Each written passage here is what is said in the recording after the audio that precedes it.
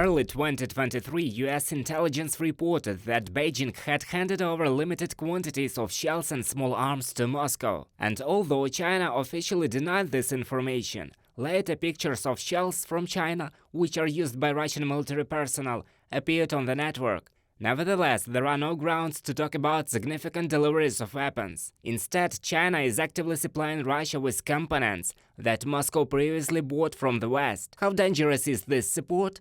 Here the opinions of experts are divided. Some argue that Chinese products are extremely unreliable.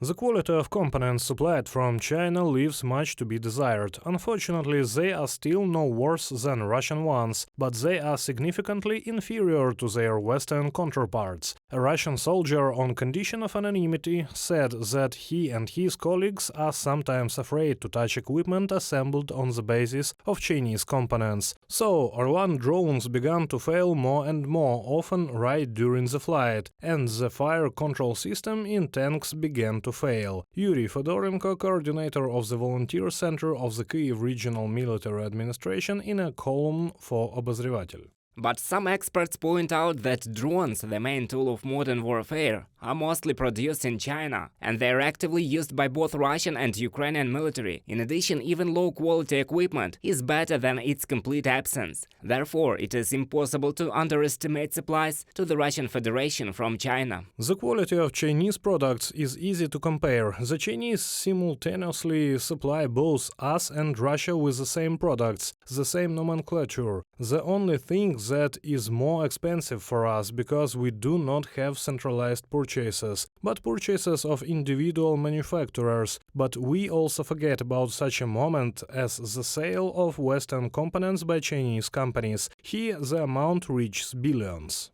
The re-export of Western technology helps Moscow partially offset the damage from the sanctions.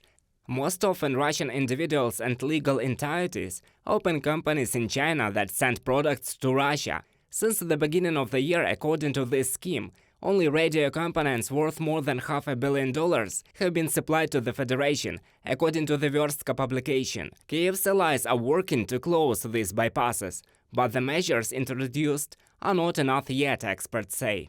There are absolutely good actions by the White House to reduce the risks from China. This means that Chinese component manufacturers currently do not have access to certain Western resources, elements of the same AI-based chips required for the latest generation of weapons. That is, the lack of certain components or parts in China will entail a shortage in the Russian Federation. But this, of course, is not enough. It is necessary to monitor every movement of China towards Russia.